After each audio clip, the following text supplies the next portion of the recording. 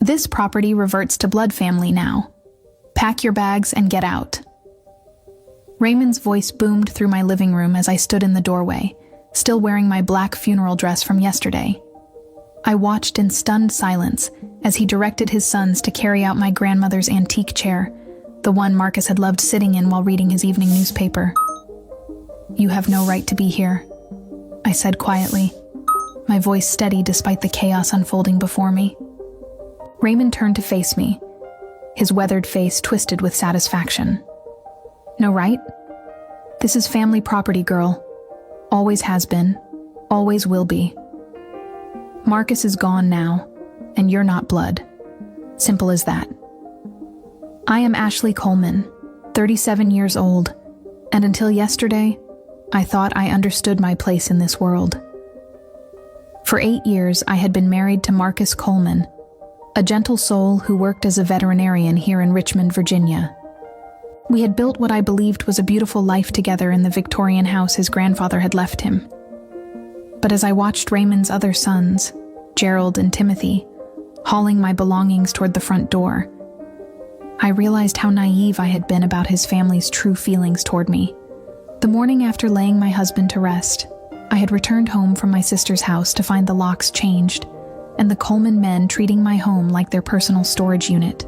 Raymond stood in the center of it all, orchestrating the removal of my life as if I were nothing more than a temporary tenant whose lease had expired. "Marcus wouldn't want this," I whispered, my hands trembling as I watched them stack my wedding photos carelessly on the porch. "Marcus is dead," Raymond snapped, "and he was too soft-hearted when it came to you. We told him from the beginning you were only after the family money, but he wouldn't listen. Well, that charade is over now." The words hit me like physical blows. 8 years of family dinners where I was tolerated but never welcomed. 8 years of conversations that stopped when I entered rooms. 8 years of being treated like an outsider at my own husband's family gatherings. I had endured it all because Marcus asked me to, because he believed his family would eventually come around. Gerald appeared beside his father, breathing heavily from moving furniture. "Most of her stuff is out, Dad. What about the kitchen things?" "Take what's valuable, leave the rest," Raymond replied without even glancing at me. "She can have until sunset to collect whatever junk we don't want." As I stood there watching them dismantle my life, something cold settled in my chest. They had underestimated me completely, just as they always had. But what they didn't know was that Marcus had never underestimated them at all. My relationship with the Coleman family had been strained from the very beginning. When Marcus first brought me home to meet his parents 8 years ago, the reception was arctic at best. I was a nurse from a middle-class family, someone who had worked her way through school and earned everything I had. To Raymond and his wife Patricia, I was clearly beneath their veterinarian son, who came from 3 generations of property owners. "She's very practical," Patricia had said that first evening, her tone making it sound like a disease. I was helping clear the dinner dishes, while Marcus spoke with his father about expanding the veterinary practice. "I suppose that's important in your line of work."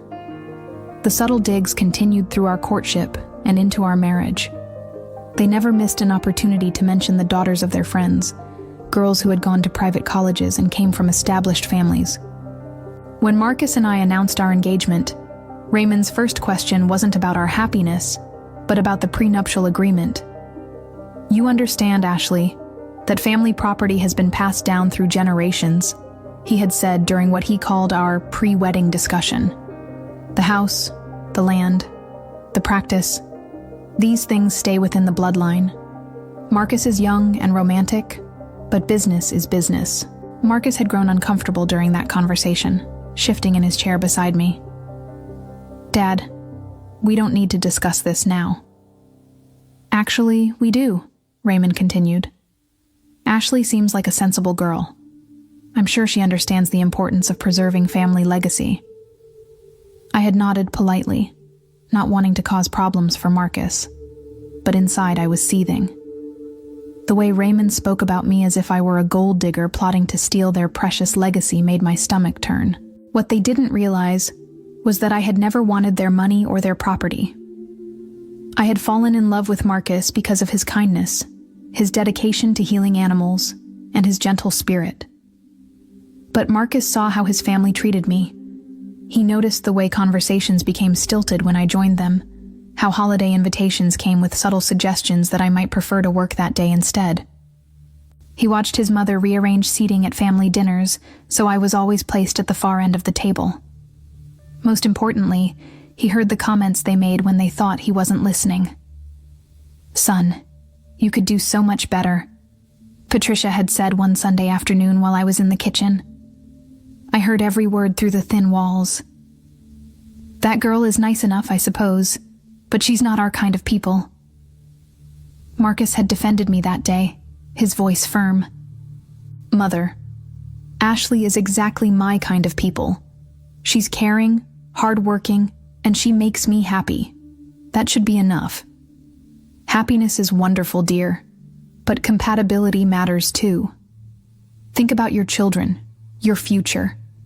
Don't you want someone who can truly be part of this family?" The conversation had ended there, but the damage was done. Marcus came into the kitchen afterward and wrapped his arms around me, apologizing for his mother's words, but I could see something shift in his eyes that day, a new understanding of just how unwelcome I would always be in his family circle.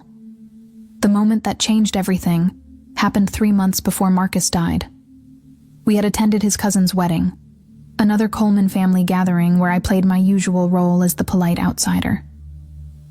During the reception, I excused myself to use the restroom and returned to find the family huddled in deep conversation about estate planning.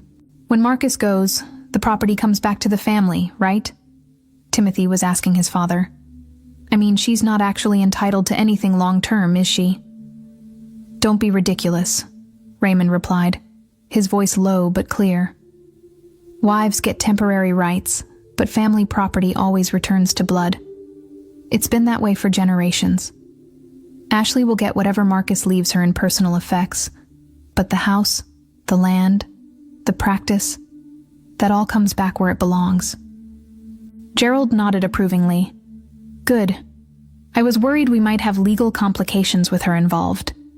"The only complication," Patricia added with venom in her voice, "is getting her to leave peacefully when the time comes. You know how these types can be when money is involved." Marcus's cousin Walter chimed in. "Maybe she'll remarry quickly and move on." Problem solved. The casual way they discussed my future widowhood, as if Marcus's death was an inevitability they were already planning around, made my blood run cold. But what shocked me most was their complete certainty that I had no legitimate claim to the life Marcus and I had built together. I slipped back into the bathroom and stayed there until my hands stopped shaking.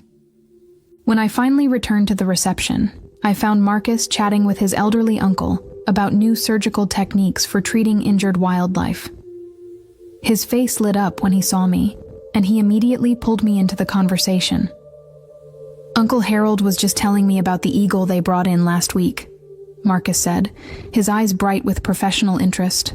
"Ashley, you remember that case where the patient came in with similar wing damage?" As I listened to them discuss the intricate details of wildlife rehabilitation, I realized how much Marcus's family misunderstood him. They saw only the successful veterinarian who would inherit family property. They completely missed the man who stayed up all night nursing injured animals back to health, who donated his services to the local wildlife rescue, who chose love over their narrow definition of social status. That night, as we drove home, I made a decision that would prove crucial in the months to come. "Marcus," I said carefully, "I overheard your family talking about estate plans tonight." He glanced at me, his expression immediately growing serious. "What did they say?" "They seem very confident about what happens to our property if something happens to you." Marcus was quiet for a long moment. Then he reached over and took my hand. "Ashley, I need to tell you something. I've been putting off some important legal matters, but I think it's time we had a serious conversation about our future. That conversation would change everything." The conversation that night revealed a side of Marcus I had never fully understood. As we sat in our kitchen, He poured himself a glass of wine and took a deep breath. "I've known for years how my family feels about you," he began, his voice heavy with sadness.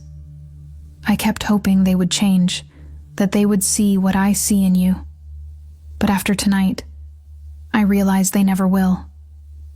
"Marcus, you don't have to." "Yes, I do," he interrupted gently.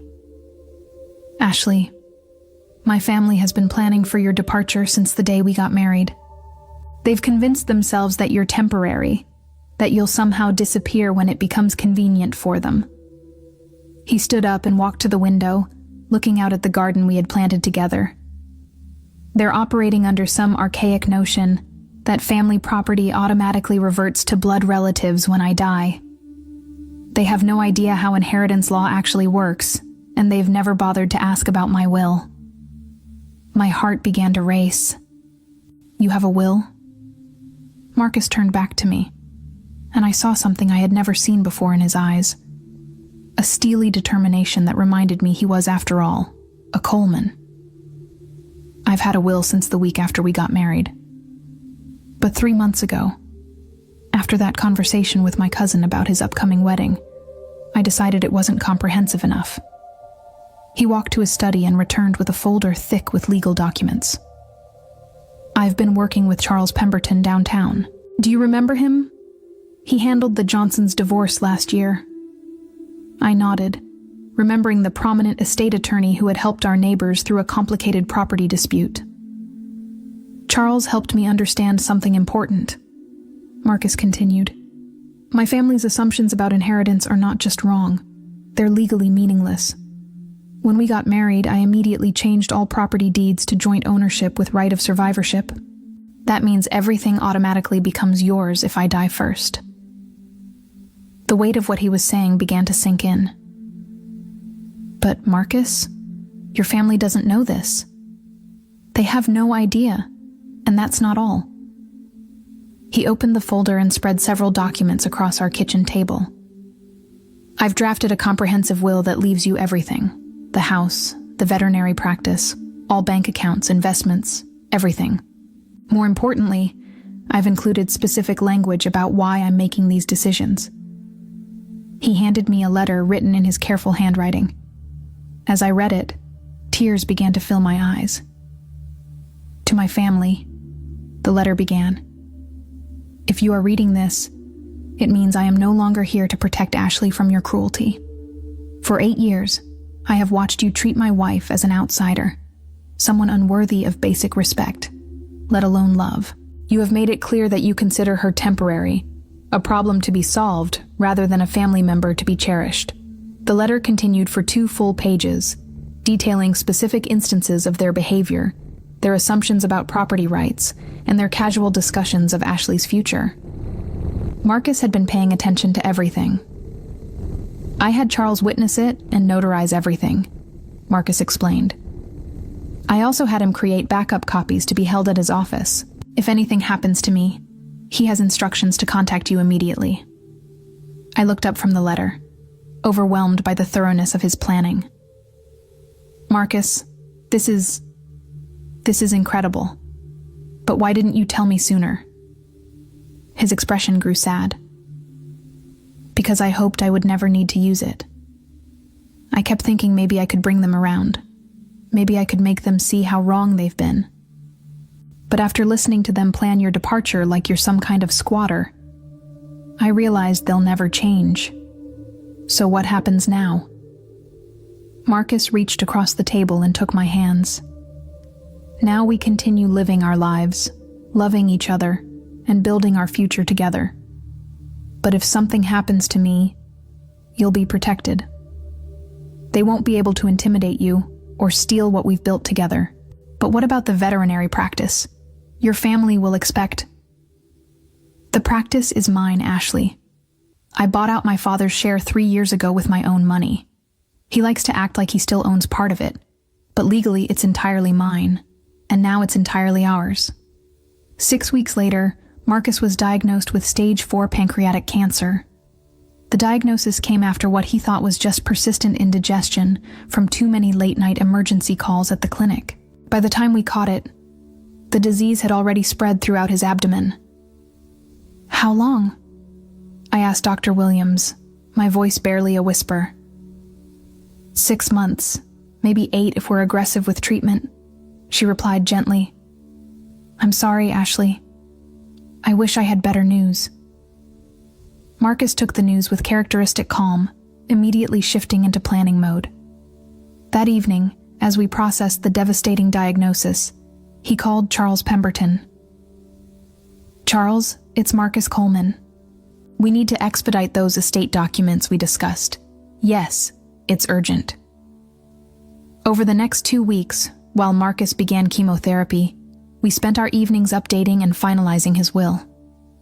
Charles came to our house 3 times, bringing additional paperwork and ensuring every detail was properly documented. "Marcus, I want to add one more provision," Charles suggested during his final visit. "Given what you've told me about your family's behavior, I recommend including a no-contest clause. If anyone challenges this will, they forfeit any potential inheritance entirely." "Do it," Marcus replied without hesitation. "I want Ashley protected from any legal harassment after I'm gone." As Marcus's condition deteriorated, his family's behavior became even more telling. They visited frequently, but their conversations focused almost entirely on business matters and future plans for the property. I noticed them taking inventory of valuable items, discussing which furniture was original Coleman pieces, and making assumptions about what would happen after Marcus died. "Ashley, dear," Patricia said one afternoon while Marcus was napping, "have you given any thought to where you'll live afterward?" "This is my home, Patricia. I plan to stay here." She exchanged a look with Raymond. "Well, of course, temporarily, but long-term, you'll want to find something more suitable for a single woman. This house is really too large for one person. Plus, the upkeep is expensive," Raymond added. "Family property requires family resources to maintain properly." I bit my tongue, remembering Marcus's words about not revealing our legal preparations. But their presumption was infuriating. They were already mentally redistributing our life together, treating me like a temporary caretaker whose services would no longer be needed. The worst conversation happened 2 days before Marcus died. Gerald and Timothy came to visit, ostensibly to see their brother, but I overheard them in the hallway making plans. "Dad wants to start moving some of the valuable pieces out before the funeral," Gerald whispered. "He's worried Ashley might try to claim them." "Smart thinking," Timothy replied. "We should probably change the locks too, just to avoid any complications." "What about the veterinary practice? Do we need to notify his patients about the transition?" "Dad's already contacted that new vet in Henrico. Dr. Peterson is interested in taking over the client list." I stood frozen outside Marcus's room, listening to them plan the dismantling of our life while my husband lay dying just feet away. They had no idea that every word they spoke was further validating Marcus's decision to protect me legally. That night, I told Marcus what I had overheard. He was weak from the pain medication, but his eyes still flashed with anger. "They're already dividing up our life?" he asked, his voice barely audible. "I'm afraid so." Marcus closed his eyes for a moment, then looked at me with determination. "Ashley, promise me something. When they come, and they will come, don't let them intimidate you. You have every legal right to everything we've built together. Charles has all the documents, and he knows exactly what to do." "I promise," I whispered, holding his hand. "And don't feel guilty about fighting them. They've made their choice about how to treat you. Now they'll live with the consequences." Marcus died on a Tuesday morning in October, surrounded by the golden light filtering through our bedroom windows. I held his hand as he took his final breath, whispering how much I loved him and how grateful I was for the life we had shared. The funeral was held 2 days later at St. Paul's Episcopal Church, where we had been married 8 years earlier. The Coleman family took over the arrangements, pushing me aside as they planned what they considered appropriate for their son. I let them handle the details, knowing that soon enough their presumptions would catch up with them. "Ashley, dear, you'll sit in the second row," Patricia informed me the morning of the service. "Family sits in the front row." I nodded quietly, choosing not to point out that I was his wife, and therefore his closest family. Their behavior was providing me with even more evidence of their complete disregard for my place in Marcus's life. After the service, Raymond pulled me aside at the cemetery. "We'll give you a few days to grieve, Ashley, but then we need to discuss practical matters. The house will need to be cleaned out, and we'll need time to prepare it for Gerald's family." "Gerald's family?" "He's been wanting to move back to Richmond," Raymond explained matter-of-factly. "The house is perfect for them, and it keeps the property and the family where it belongs." I stared at him, amazed by his audacity. "Raymond, that house is my home." "Was your home," he corrected. "You were Marcus's wife, and we're grateful for the care you gave him. But now it's time for family property to return to family." "I am family." Raymond's expression hardened. "You're not blood, Ashley. There's a difference." That night, I stayed at my sister Janet's house in Glen Allen, needing space to process my grief without the additional stress of the Coleman family's expectations. Janet, who had never liked Marcus's family, was furious when I told her about their plans. "They can't just kick you out of your own house," she exclaimed. "You were married to Marcus for 8 years. "They seem very confident about their legal position," I replied calmly. "Well, they're wrong. You need to call a lawyer immediately." I smiled sadly at my sister's outrage. "Actually, Janet, Marcus already took care of that." The next morning, I drove back to Richmond, planning to spend the day at the house gathering my thoughts and beginning to sort through Marcus's belongings. But as I turned onto our street, I saw Raymond's truck parked in our driveway alongside Gerald's van. I sat in my car for a moment, watching through the front windows as figures moved around inside my home. They weren't waiting for permission or discussion. They were simply taking what they believed was rightfully theirs. I pulled out my phone and dialed Charles Pemberton's office. "Charles, it's Ashley Coleman. They're at the house now, moving things out. Are you there?" "I'm sitting in my car outside. They don't know I'm here yet." "Perfect. Don't go inside alone. I'll be there in 20 minutes with copies of all the documents. Do you remember what Marcus told you to do?" "Let them dig their hole deeper," I replied, recalling Marcus's exact words. "Exactly. The more presumptuous they are, the clearer it becomes that Marcus was right to protect you legally." As I waited for Charles to arrive, I watched Raymond direct his sons like he was overseeing a construction project. They were loading my grandmother's rocking chair into Gerald's van, the chair I had inherited from my mother's side of the family. That's when I knew the time for politeness was over. I got out of my car and walked toward the house, ready to face whatever came next. I stood in the doorway of my own home, watching Raymond orchestrate the removal of my life with military precision. Gerald was wrapping my grandmother's china in newspaper, while Timothy loaded Marcus's favorite reading chair onto their truck. "You're back sooner than expected," Raymond said when he noticed me, not even having the grace to look embarrassed about being caught looting my house.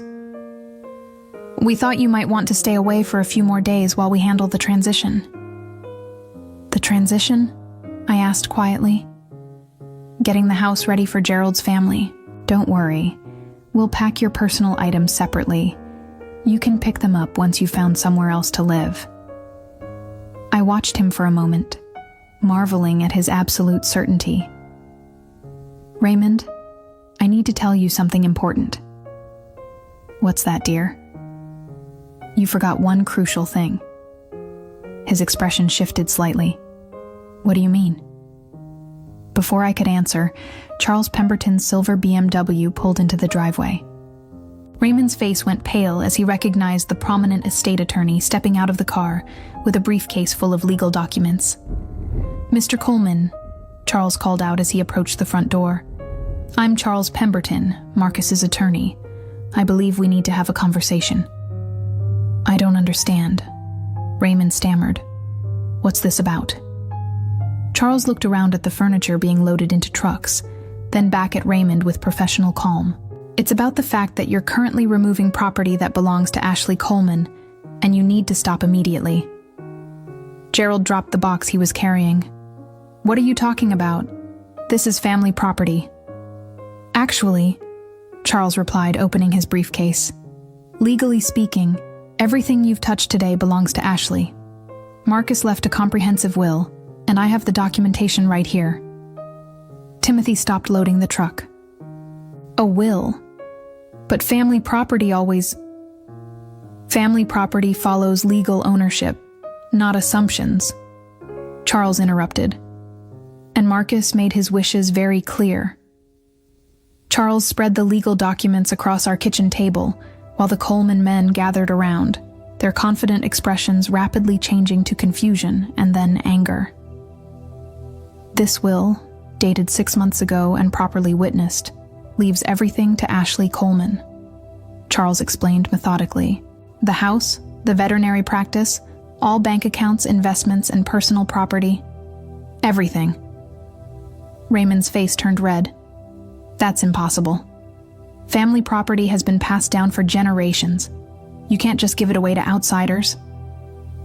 Mr. Coleman, your son owned this property outright. He could leave it to whomever he chose, and he chose his wife. But she's not blood family, Patricia protested. Charles pulled out another document. Actually, under Virginia law, spouses have automatic inheritance rights that supersede any family traditions. But more importantly, Marcus also changed all property deeds to joint ownership with right of survivorship. Even without the will, everything would have gone to Ashley automatically. Gerald looked stunned. You mean we have no claim to any of this? None whatsoever. In fact, by removing property without permission, you're technically committing theft. The room fell silent except for the sound of Patricia's sharp breathing. Raymond slumped into a chair, the weight of his miscalculation finally hitting him. There's more, Charles continued, pulling out Marcus's letter. Marcus also left detailed instructions about why he made these decisions. He began reading aloud. To my family, if you are reading this, it means I am no longer here to protect Ashley from your cruelty. For 8 years, I have watched you treat my wife as an outsider. As Charles read Marcus's words, documenting years of subtle and not-so-subtle mistreatment, the Coleman family's faces grew ashen. Marcus had been paying attention to everything. Every slight, every dismissive comment, every assumption that Ashley was temporary. Furthermore, Charles continued, Marcus included a no-contest clause. Any attempt to challenge this will result in the forfeiture of any potential inheritance. Raymond finally understood the full scope of his son's final act of protection. Within hours of Charles's revelation, the Coleman family faced the complete collapse of their assumptions. Raymond was forced to return every item they had removed, including my grandmother's chair, that had somehow ended up in Gerald's van. The locks they had changed were replaced at their expense, and they were banned from entering the property without my explicit permission. The veterinary practice that Raymond had already promised to Dr. Peterson remained mine to operate or sell as I chose. The family land they had considered their birthright was now permanently outside their control. Their casual planning sessions about my departure became evidence of their complete misunderstanding of both legal reality and Marcus's true feelings about them. Patricia's hopes of maintaining her social standing were shattered when word spread through their social circle about how they had tried to steal from their deceased son's widow. Gerald's plans to move his family into the family house evaporated, leaving him to explain to his wife and children why their promised new home was no longer available. Timothy's assumptions about inheriting part of the veterinary practice cost him the job he thought was guaranteed. Most devastatingly for Raymond, the respect he had commanded as the Coleman family patriarch disappeared overnight when people learned how thoroughly his own son had rejected his values and protected his wife from the family's cruelty. The man who had spent decades lecturing others about family loyalty discovered that his son's final act was one of complete rejection of everything Raymond represented. As I stood in my kitchen that evening, holding Marcus's letter and surrounded by the belongings his family had tried to steal, I realized that my husband's greatest gift wasn't the house or the money. It was the validation that our love had been real, that I had been worthy of protection, and that sometimes the quietest people fight the hardest battles for those they love. The revenge was complete, not because I had planned it, but because Marcus had seen his family's true nature years before I did, and had quietly, methodically, built walls around our love that they could never breach.